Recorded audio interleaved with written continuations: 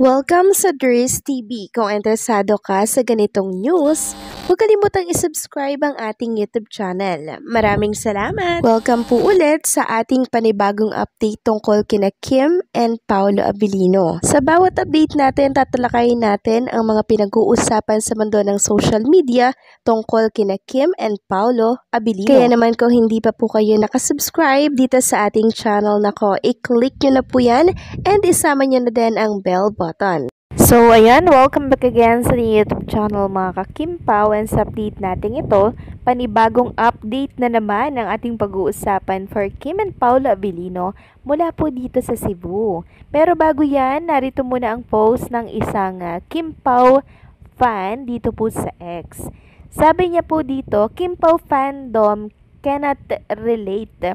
To think mga matatanda na ang stalker dito. Iniiwan nila ang pamilya para sumunod kahit saan sa mga artista. Mas pasaway at tigas ulo talaga ang mga matatanda. Sabi niya, Army Etiquette 101.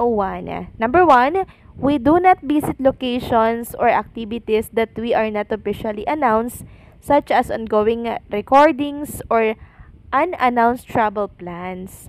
Number 2, we do not support fan site stalker photos.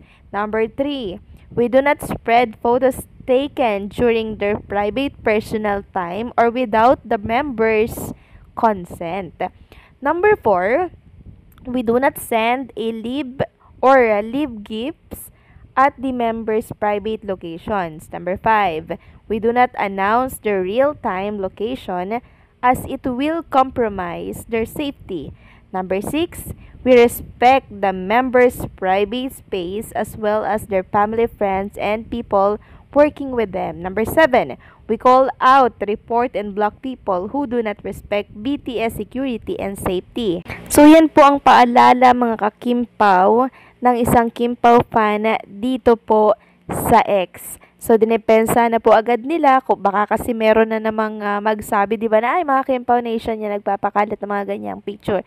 So, ito po siguro yung mga casual netizen. Kasi for sure, ang masisisi na naman dito ay Kimpaw Nation. Kaya hanggat maaga pa lamang po, inabiso na po ng isang Kimpaw na hindi po sila yon. Hindi po ganito ang mga Kimpaw na pumupunta na lang bigla, no, sa mga activity po ng mga artista. Sinusuportahan po nilang artista kahit na hindi naman po inanunsyo na pwedeng pumunta. So may respeto po ang mga Kimpaw Nation. Alam nila kung kailan sila pupunta at alam nila kung kailan hindi sila pupunta.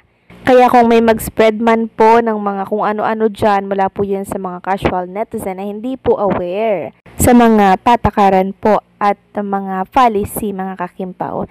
Next topic naman, pag-usapan natin ang tungkol nga dito sa video na in-upload ni Chinita Princess sa kanyang Instagram account. Yung pagpuputol po ng hair niya mga ka-Kimpaw. Alam nyo, kahapon lang yun pero naka 1 million views agad. Grabe, diba? Ang daming interesado talaga sa buhay ni Chinita Princess. Wala pang 24 hours yun mga ka-Kimpaw pero pumalo agad ng million views. Marami po kasi talaga mga ka-Kimpaw ang nashock, no? Ang nashock sa pagpapaputol po ng hair ni Chinita Princess. Marami din po ang nasayangan syempre kasi inalagaan po yan ni Kim ng ilang taon. Tapos ito yung kinalabasan, short hair. Pero okay na din yan mga ka-Kimpaw.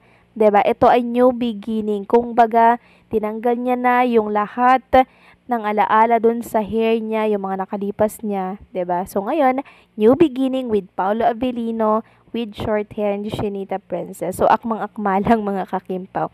Next topic naman, pag-usapan natin etong picture po ni Paolo Abilino na shinare po ng isang Kimpaw fan page dito po sa Facebook. So credit po sa nag-post na to. Kung sino man po ang kumuha ng picture na to, credit po, rightful owner po kayo at di po natin ito inaangkin.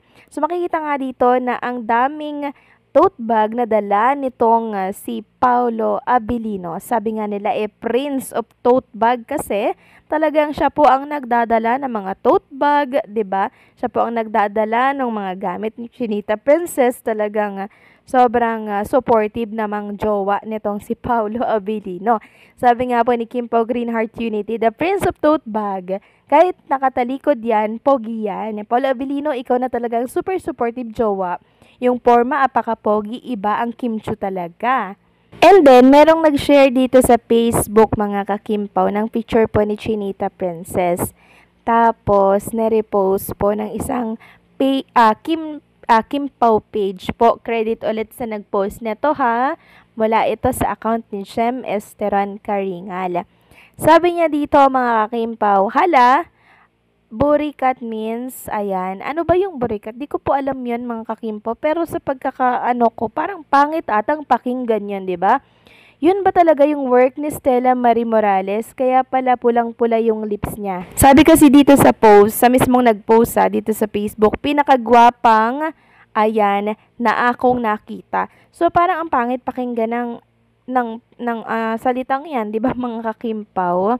So, ito ba yung role ni Chinita Princess doon sa The Alibay? Pangit ng role, di ba? Pero, ano naman yan, talibas naman sa totoo nga, buhay yan. Siyempre, Chinita Princess, ginagampanan niya lang po yung karakter na yan. Kasi baka mamaya bigyan na naman po ng issue ng ibang mga bashers, di ba? Kaya sabi nga po dito ng ilan sa mga fans sa comment section, if that's the real role of Kim in that teleserye, it's the total opposite of her real character. But I think she will truly give justice to the role kasi magaling naman siya as an actress. Certified multi-talented actress. Sabi pa ng isa dito, gampananan niya lahat ng role, ma-comedy, drama, she's the one. With good reputation and kind heart, proud Cebuana here. Sabi pa ng isa, good Kim exploring more mature and adult roles. Kaya mo yan. For me, you are in the likes of Vilma Santos and superstar Nora Honor, PAMAS actresses, awardees. Kaya mo yan, Kim, and advance congratulations, another award-winning performance. So, kahit ano pa yung role ni Chinita Princess dito mga kakimpaw sa The Alibay, kaya po pina-haircut or pina-short yung kanyang buhok, okay lang naman po yun. Hindi po ba? Alam naman at kilala natin si Chinita Princess kung ano naman talaga siya. 'Di ba? So, kabaliktaran po yung character ni Chinita Princess sa totoong buhay. Si Kim Chiu hindi naman ganyan, 'di ba? Kaya wag sanang seryosohin ng mga bashers diyan ha. Makasiraan na naman kasi si Chinita Princess. Although pangit po yung role niya dito, pero I think magagampanan niya naman po ito ng napakahusay. Kasi kilala natin si Kim Chiu, napakahusay na actress niyan mga kakimpaw. Kaya ngayon pa lang i-congratulate na natin siya. Kasi another, ano na naman yan award, syempre, sa mga performance niya, nagagampanan dito sa The Alibay. Okay, wag niyo na isipin yung role. Alam naman natin na hindi ganyan si Chinita Princess. Okay, kahit anong term pa yung gamitin nila dyan, kilala natin si Kim Chiu. Hindi siya ganyan. Okay, kaya kalma lang po mga kakimpaw. At maging masaya na lang tayo sa another abangan natin na teleserye, okay? So, anong sa inyo dito mga kakimpaw? Agree ba kayo sa role ni Chinita Princess? Please comment down below. So, paano hanggang dito na lamang pong update natin? Maraming salamat sa patuloy na pagsuporta.